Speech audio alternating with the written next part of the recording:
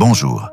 Connais-tu l'histoire de Psyché, une jeune femme d'une beauté telle qu'elle déclencha la jalousie d'Aphrodite elle-même? Une simple mortelle qui osa aimer un dieu, Eros.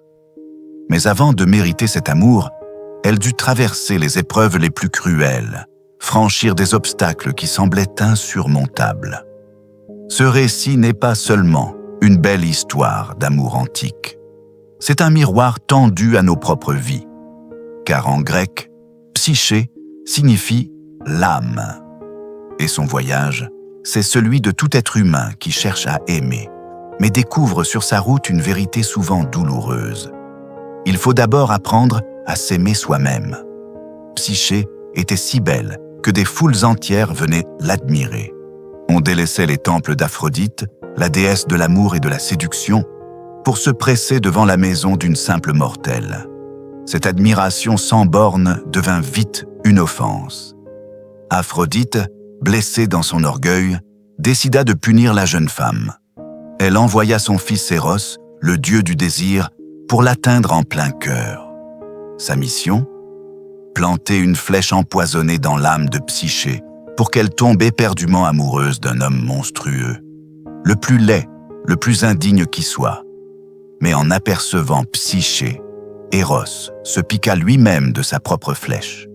Et le dieu de l'amour, ironie suprême, devint prisonnier de l'amour. Au lieu de condamner Psyché, Eros l'emmena dans un palais merveilleux, bâti par magie, un lieu hors du temps, où tout n'était que richesse, musique et jardins infinis. Là, il l'entoura de tendresse et de plaisir. Mais il posa une condition. Jamais Psyché ne devait chercher à voir son visage.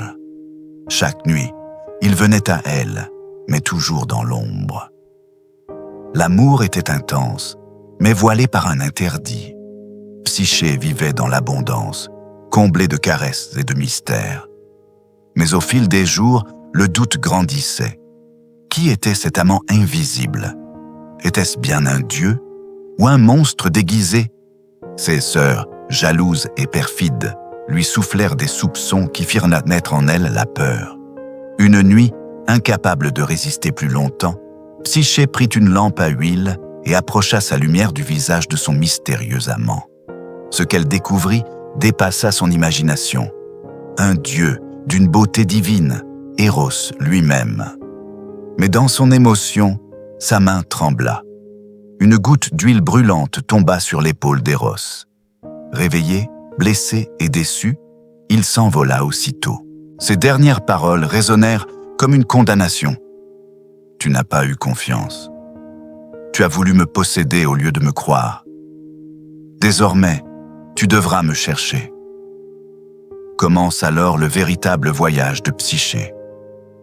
Désespérée mais déterminée, elle se tourne vers Aphrodite, qui la hait toujours. La déesse accepte de lui rendre Eros, à condition qu'elle réussisse une série d'épreuves impossibles. Première épreuve. Trier, en une seule nuit, un tas de graines innombrables, 1000 fois plus que ce qu'un être humain pouvait accomplir. Psyché se sent perdue, mais une armée de fourmis vient l'aider, patiemment, grain après grain. Deuxième épreuve. Rapporter la toison d'un bélier sauvage, furieux et impossible à approcher. Psyché apprend à attendre le moment où les animaux se calment et récupère la laine accrochée aux branches. Troisième épreuve. Puiser de l'eau dans une source gardée par des dragons. Cette fois, c'est un aigle divin qui vole jusqu'à la rivière et remplit son urne. Quatrième épreuve. Descendre aux enfers. Chercher une boîte auprès de Perséphone, la reine des morts. Psyché ose traverser l'obscurité et revient avec le précieux coffret. Mais la tentation frappe encore. Psyché ouvre la boîte interdite.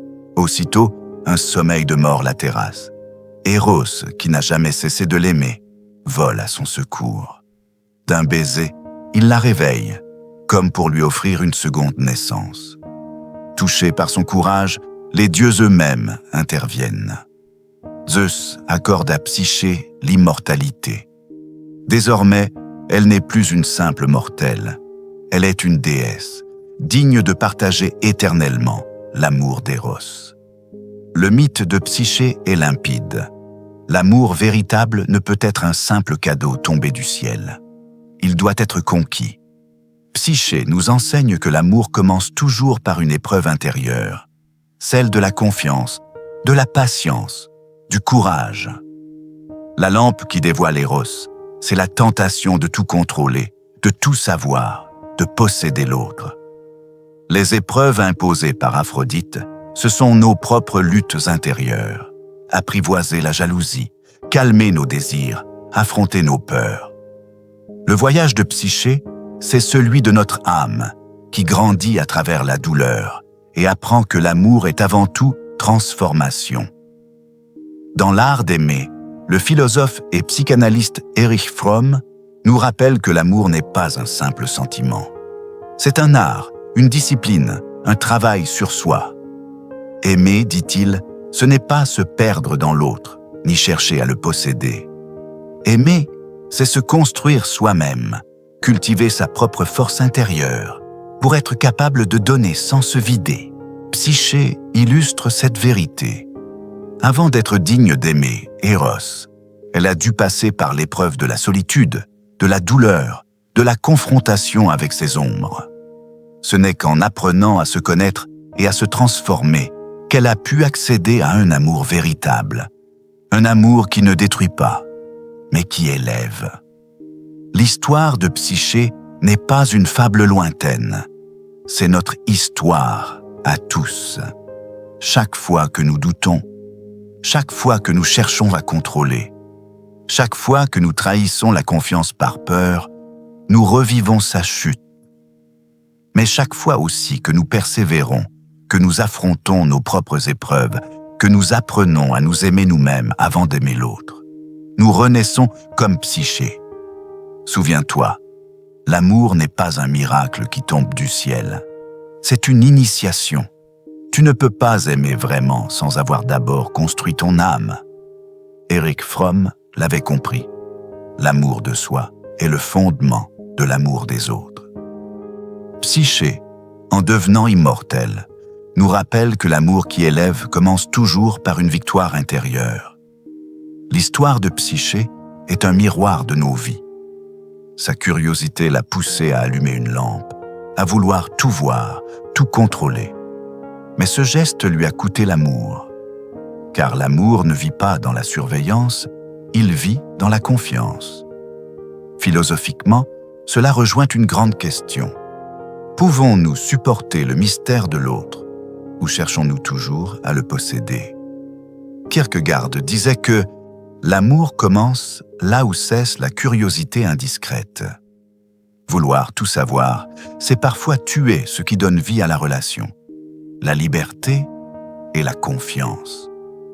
Alors, que faire? Apprends à accepter l'inconnu. Dans l'amour comme dans la vie, tu ne peux pas tout contrôler. Cultive la confiance. Elle est plus forte que la peur et plus solide que la passion. Travaille ton propre équilibre. Quand tu tiens debout seul, tu n'as plus besoin de posséder l'autre pour exister. Psyché nous le rappelle. L'amour véritable n'est pas une curiosité qui dévore, mais une confiance qui élève. Alors avant d'aimer vraiment, apprends à aimer ton âme. Avant de tenir l'autre dans tes bras, apprends à tenir debout seul. Avant de vouloir être choisi, choisis-toi toi-même. Si cette histoire t'a inspiré, abonne-toi pour découvrir d'autres mythes et leurs secrets cachés. Partage cette vidéo à quelqu'un qui cherche à comprendre ce qu'est l'amour véritable. Et surtout, réponds en commentaire. Pour toi, quelle est l'épreuve la plus difficile dans l'amour ?